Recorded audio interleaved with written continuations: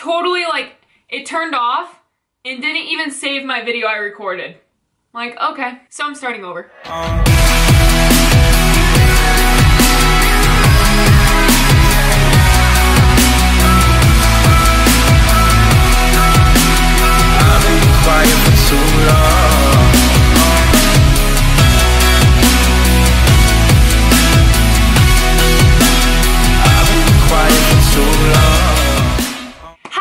Happy day to you and welcome back to my channel. If you are new here, hello, my name is Des. I go by desb and this is my channel. If you could, please make sure you give this video a thumbs up, subscribe, and hit the little bell so that you always know when a new vlog goes live from me. This month was the craziest month slash best slash worst ever, and it was surely the craziest start to 2018. So real quick, I'm going to give you a review of what happened and why this was the best slash worst month of my whole life. Number one, I am definitely over exaggerating. This was not the worst or best month of my whole life, but it definitely taught me a lot.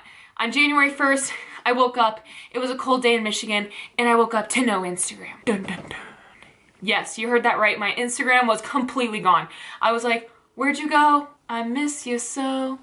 Sometime Eminem song. Anyway, so, but then from that I realized the comeback's greater than the setback, and that's where I made my new apparel that is available to purchase. So I'm wearing the crop right now in a size small. These are only going to be limited edition, so they won't be available for much longer. I have this and a hoodie available in this really pretty pastel pink color, and they're to die for. So, link is in the description box below if you want that. Number two, I ended up getting my Instagram back. It was amazing. I created my DBFT Fit Guide Instagram, which was my backup. It blew up, so now we have so many other followers on that account for now my ambassadors that are taking over, which leads me to number three, my ambassador group that I chose.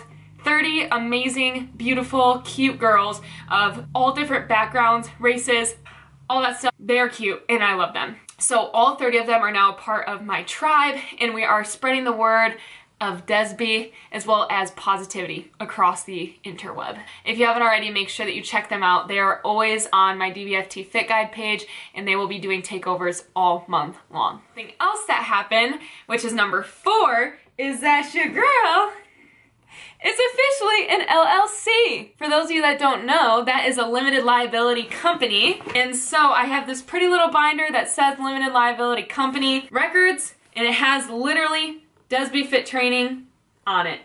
How cute. Me equals V proud. So that was something else fun that happened. It was the goal of mine to have and be an LLC by the end of 2017. And I did file by the end of 2017, but I officially received it this year in 2018. So go Des.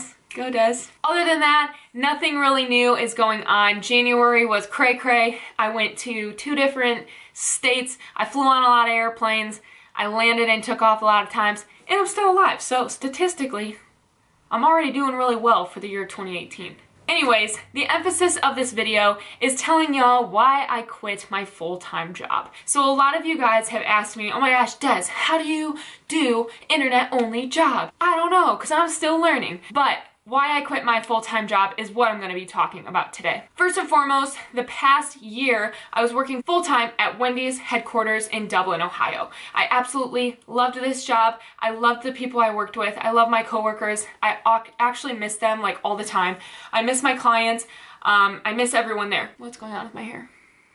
Working at Wendy's was a big stepping stone for me because I really learned a lot about myself within that year. I learned how to time manage. I learned how to personal train better. I became a better instructor, all of that stuff. It was an amazing experience. However, towards the end, I was making more income via online and enjoying it more versus my actual job. So I was like, do I really need to be doing this? And the answer was no. I not only wanted to move back home to Michigan, but I was tired of being in Ohio. I was away from my boyfriend, my family, my friends, and I wanted to move back. So it made it a little bit of a more simple answer in my heart to move back home because I had the availability to do so with my online income. Since then, I have been really utilizing the internet to understand being my own boss, understand taxes, understand write-offs, understand deductions, all of this stuff. Guys, it's crazy. If you're an entrepreneur and you're succeeding at it, please comment below something that I can learn and get better at, because it's tough. And for those of you that think that being an entrepreneur is easy, y'all are on some shiz, because it's not. One thing that I've learned about being an entrepreneur is that there's a lot of stuff that comes with it, and that taxes are very hard and hard to understand. So I have really been utilizing, like I said, the internet, as well as anyone that I know that would help me, as in like a certified personal accountant, a CPA, people that have been small business owners, all that stuff. I've really just been trying to dig at people's brains so that I understand. But quitting my full-time job, I was obviously also able to do because I'm 22 years old, which means that I am still under my parents' insurance. For those of you that are probably my age as well, or even younger, your parents most likely have an insurance plan and your name is most likely under it. So as of right now, I don't need to pay for my own insurance, and that saves me a buttload of money as an entrepreneur and a sole proprietor. Now, when you come to the point of being off your parents' insurance and you have to buy your own, that's where it gets a little bit tricky, and that's where it gets expensive. And that's why a lot of small business owners really take a hit, is when they have to pay for their own health insurance and dental insurance and eye insurance, all that stuff. So I decided to take advantage of the fact that I'm still younger and learn more about this, to where when I'm 25 or 26 and get booted off my parents' insurance, I can either A, go back in the workforce and have a great few years of my life traveling and having fun as a young adult, or B, I have enough intelligence and knowledge to be able to make my own and get my own health insurance while still being able to make a living online. At the end of the day, quitting my full-time job right now, I wouldn't have considered very risky. I'm living at home with my parents. I don't have a lot of overhang in my bills, which I purposely set myself up for that. So right now I'm being able to save a ton of money. I'm also putting it away in a savings account. I'm looking to use my money to invest in something soon, whether it be like a Roth account, a retirement fund, something like that, like a big savings account.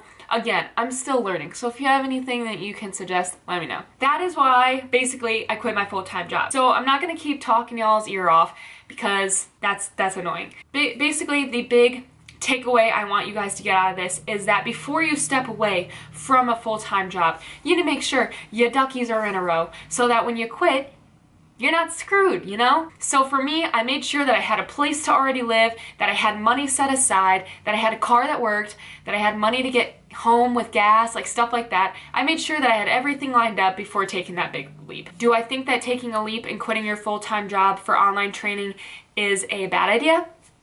No, you gotta risk stuff to get rewards. But there also comes a point where you need to make sure that you have a nice array of plans so that you're not completely fudged when you need to go back and get a real job, you know? Thank you guys so much for listening. I just want to keep it nice and short for you all. I will be doing a January favorites video at the end of this month, but I am busy traveling, living life, being a young adult, and you know, all that stuff. And eating for the most part. I love you guys so much. Thank you for listening. If you are struggling with wanting to pursue a passion and you just don't know how to, make sure that you reach out to me so that I can help you out. Find me on my social media channels in the following slides. And one last announcement that I almost forgot about, which I don't know how I could forget about it because it's lit. I am officially a Bite Meals athlete.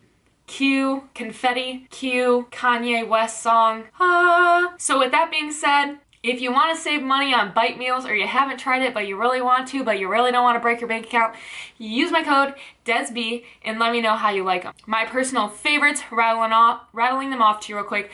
For breakfast, I love the turkey, sausage, and the pancakes with the sugar-free syrup. It's delicious. For lunch, I like to do the chicken bite bowl or the lean beef bite bowl. Delicious. And for dinner, I love the pasta and the meatballs, the chicken Alfredo, or even the steak, asparagus, and rice. You can't go wrong. For snackies, the blondies, the gooey peanut butter blondies. They bless my soul every single time. I have not tried the bite cookie yet. I have them downstairs in my fridge, but make sure that you stay connected with me on Instagram so you can see my reviews of all the different recipes and meals. I love you guys again. Finally saying goodbye. I'll see you in the next vlog.